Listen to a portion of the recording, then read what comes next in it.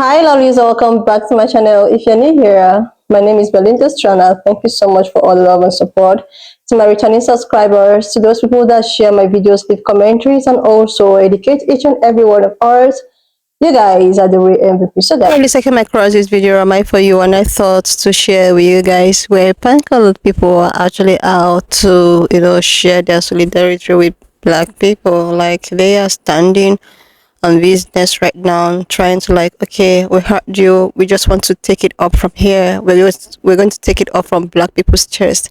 This got a lot of people reacting, and I was able to put up some of those stitches. I'm just going to roll the clip as well as the stitches I was able to put together.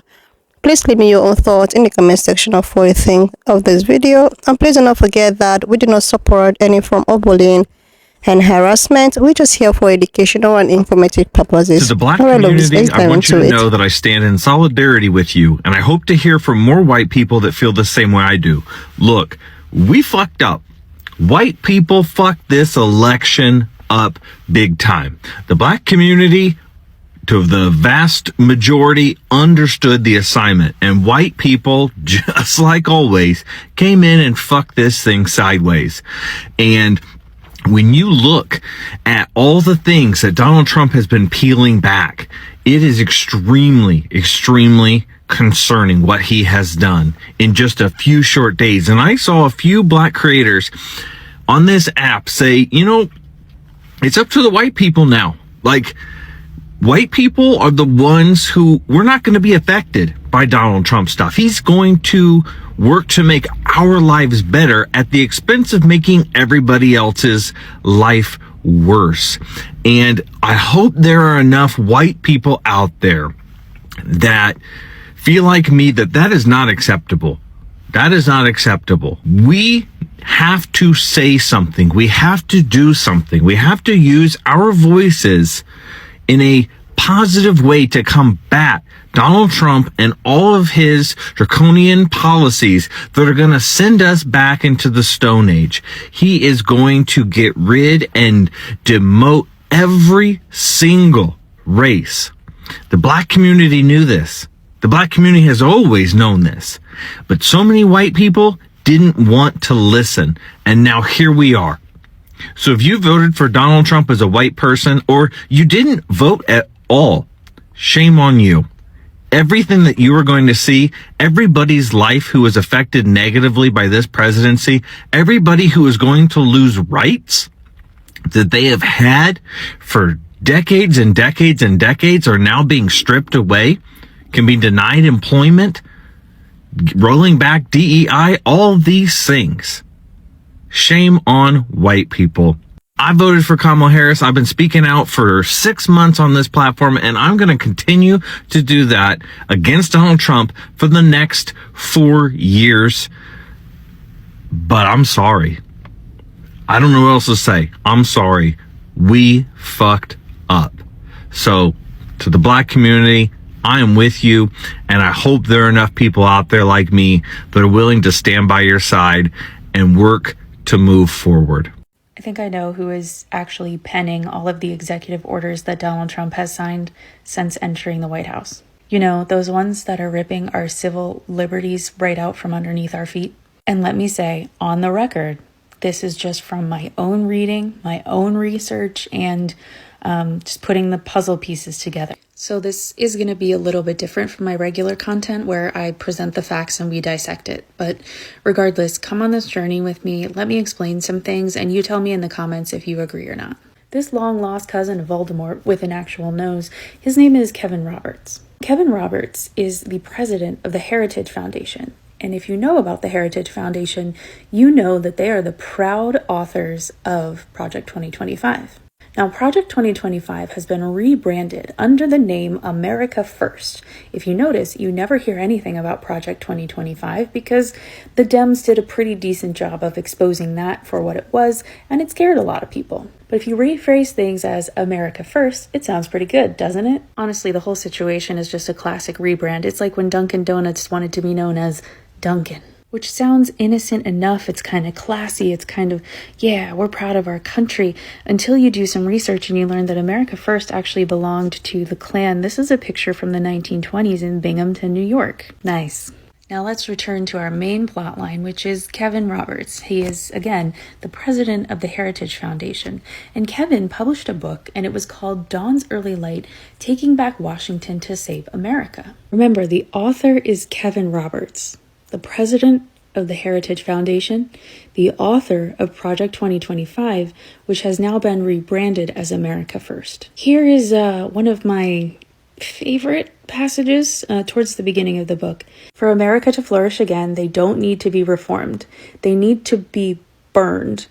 A nice start would include every Ivy League college, the FBI, the New York Times, the National Institute of Allergy and Infectious Diseases, the Department of Education, 80% of, quote, Catholic higher education, BlackRock, the Loudoun County Public School System, the Boy Scouts of America, the Bill and Melinda Gates Foundation, the World Economic Forum, the Chinese Communist Party, and the National Endowment for Democracy. He then spends the rest of the chapter just kind of reiterating the fact that what we have in America right now needs to, quote, burn, and that forest fires help life cycles continue. So again, we have to burn down what we have now.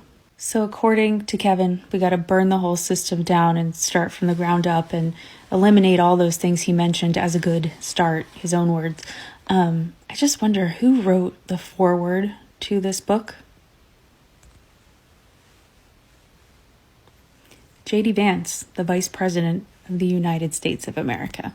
So ladies and gentlemen, boys and girls, gays and nays, I give you the real presidents of the United States. Isn't it odd that he is never around, that he is so quiet? Trump is out there being the distractive mouthpiece. These assholes are your presidents. Some research and you learn that America First actually belonged to the Klan. This is a picture from the 1920s. I'm about to go out in this very cold, and I'm preparing for it. Go back and watch her video. And you understand what is going on. We've been talking about Project 2025, which they've renamed because, everybody knows it now. This is why you need to know true stories, histories, so you could align things and see where they're going. They're trying to take this country back to where it was, to include slavery, the black jobs. Oh, you think they were talking about jobs, every job? No.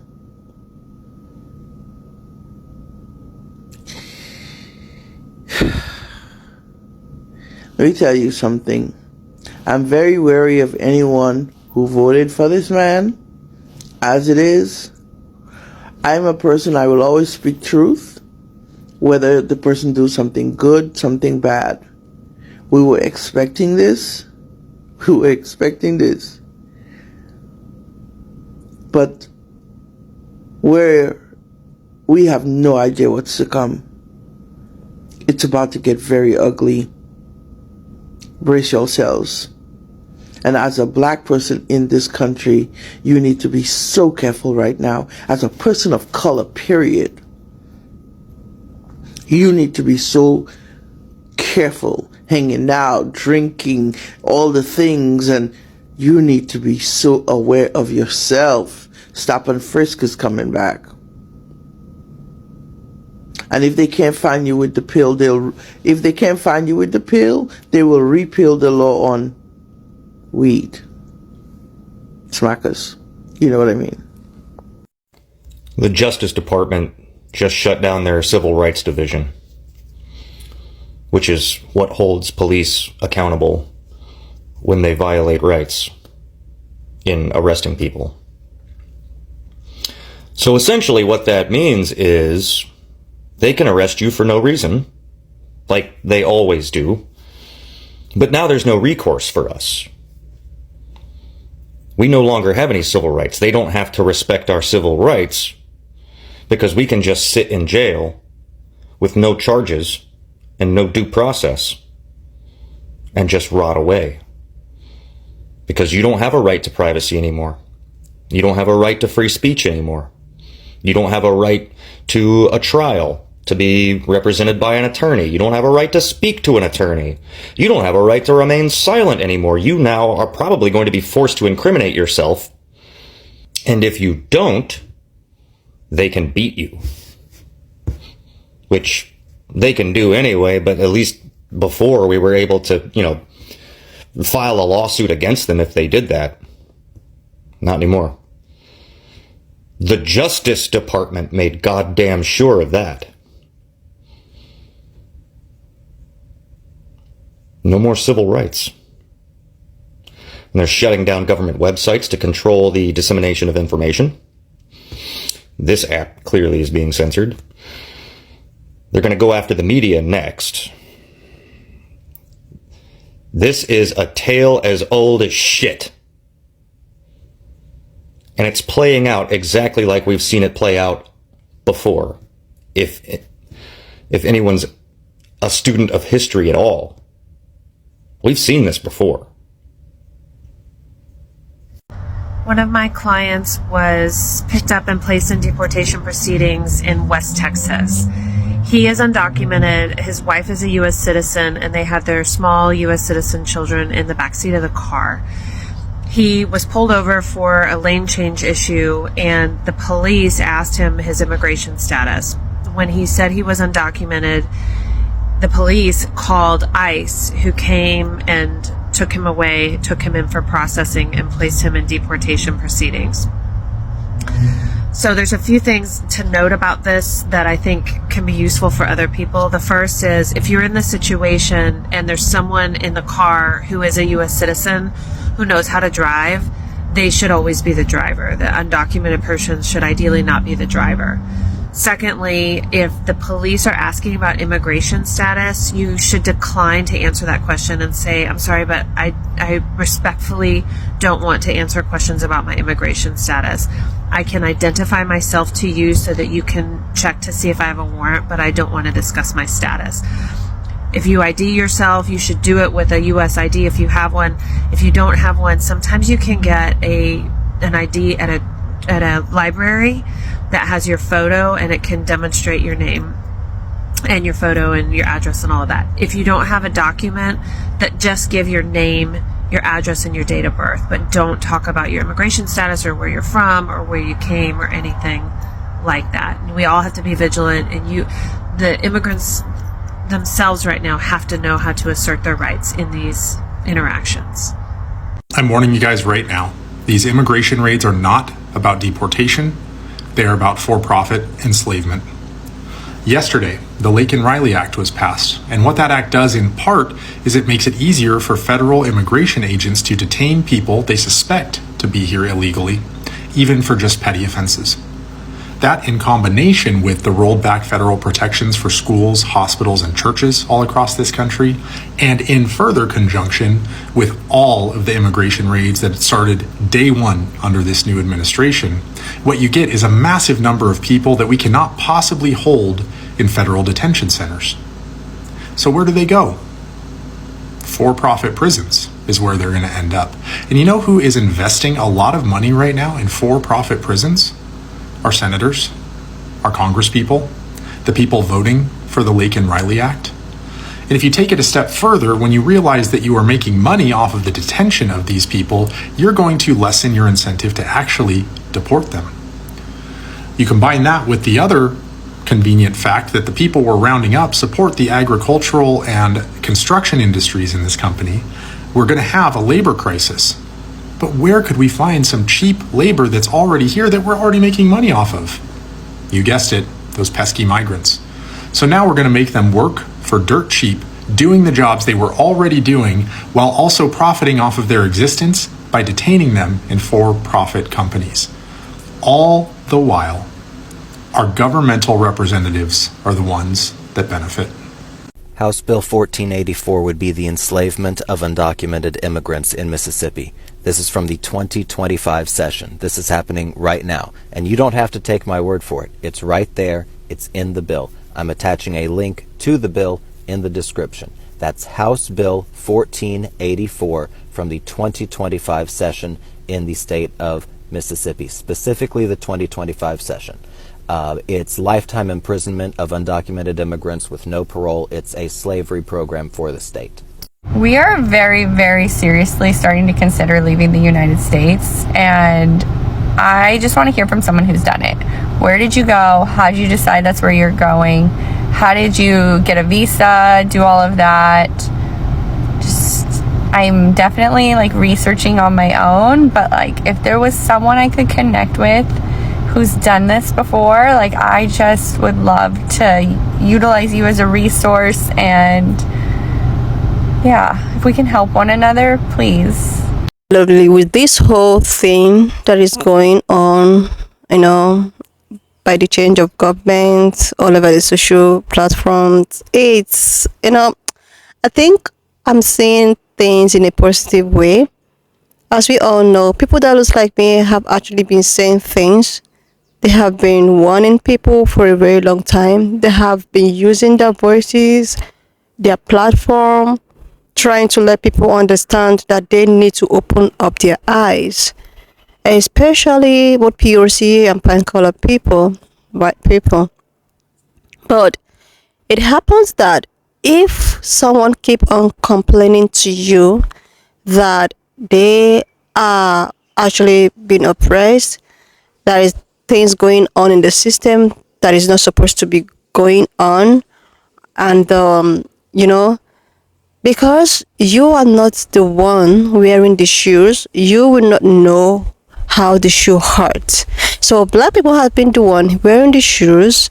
They have been the one trying to explain to so many people that the shoes in which they are wearing is hurting, and they do not wish this upon any other person, no matter who you are. They have called out, they have try to use their platform. Sometimes some pine color people, especially these ones that also talked about how they also use their voices to support the cause of black women, especially pine color women. Most of them actually also come out to share their support and try to make people understand. But there's one thing about such type of people, especially the pine colored women.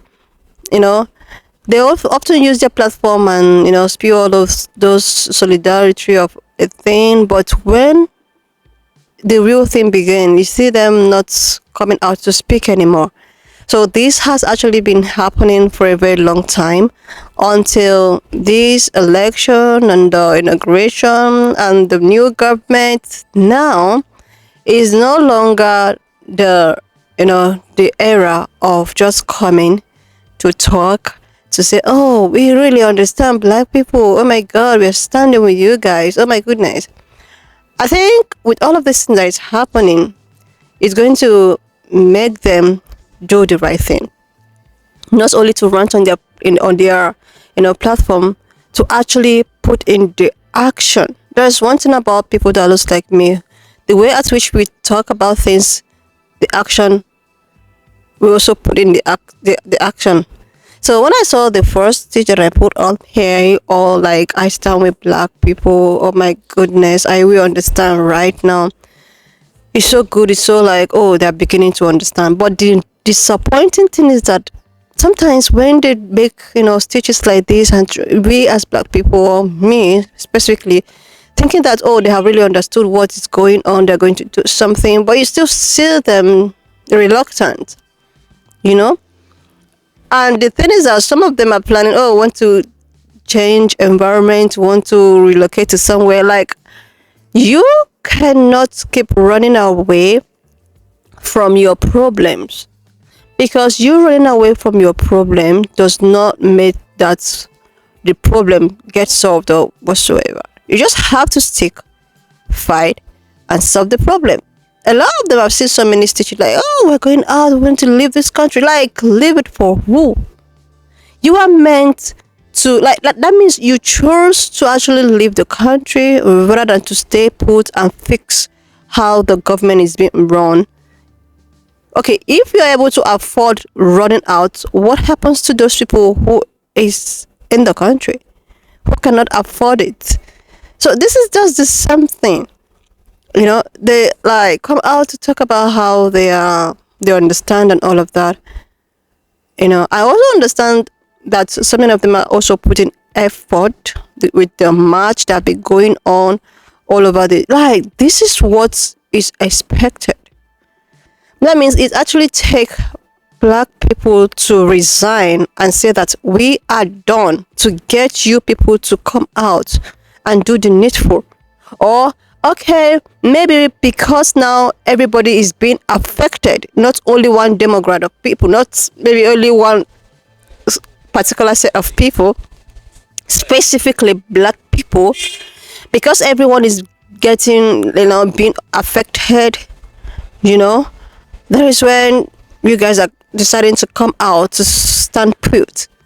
I know that no matter what, with all of these things that is going on, mass deportation, this, it will not really affect the real. Like, he will try as much as he can to make it possible not to affect the pancolot. Like, you know what I mean? But that does not really mean that one way or the other you will not be impacted. If you are not affected by mass deportation or civil right removal or being discriminated, at least groceries will make you get affected, because these people will not come to your house and give you food and all of that. Even if they do, you are actually supporting the cause of super rich people, to give you peanuts instead of you to, probably do what you're supposed to do well in order to get the full package. So when I saw this, I thought that, okay, I think they're beginning to realize that what these guys have been saying for a very long time, it's just not enough false accusation, or just want to be oppressed, just the way at which they put that phrase. This is really happening, and it's so beautiful that a lot of people are finding it hard. They find it out the hardest way. It's no longer people that looks like us anymore. Anyway, lovely, so just leave me your own thoughts in the comment section of what you think of this video. Please subscribe to this channel if you're yet to do that. Like, and I will see you, lovelies, when I upload. Just leave me your own thoughts in the comment section of what you think of this video. Please subscribe to this channel if you're yet to do that. Like, and I will see you, lovelies, when I upload the next one.